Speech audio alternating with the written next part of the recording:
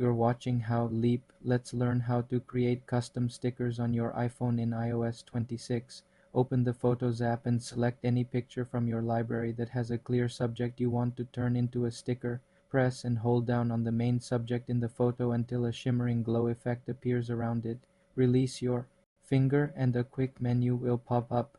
From this menu, tap the option that says Add Sticker. Your selected subject is instantly extracted and saved as a new sticker in your personal sticker library. To access and use it, open the Messages app and start a conversation. Tap the plus icon next to the text field, then tap the sticker icon, the smiling square, to open your sticker drawer. Swipe left on your sticker collections until you find the one labeled Recent.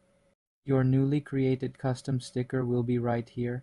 Tap on it once to attach it to the message bubble, or tap and hold to drag it anywhere on the screen.